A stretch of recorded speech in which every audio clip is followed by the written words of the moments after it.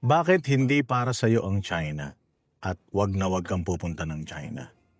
Kung sanay ka sa mabahong kapaligiran, mga snatcher, mambubudol, sinungaling, kurakot na mga taga-gobyerno at backwards na pamamahala, 'wag kang pupunta rito sa China.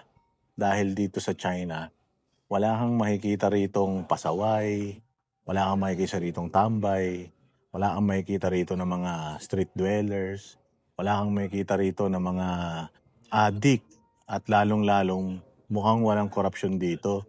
Dahil grabe, ang infra dito sa Guangzhou, China pa lang 'to, hindi ito Shanghai, hindi ito Beijing.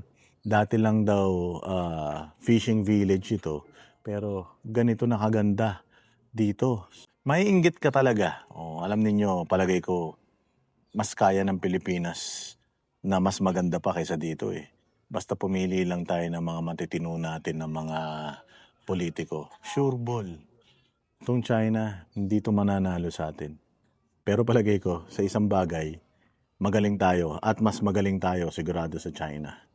Yun ay sa pagnanakaw at, sa pang-aabuso sa karapatang pantao. Yan, champion tayo diyan, lalong-lalo na yung mga Marcos at Romualdez.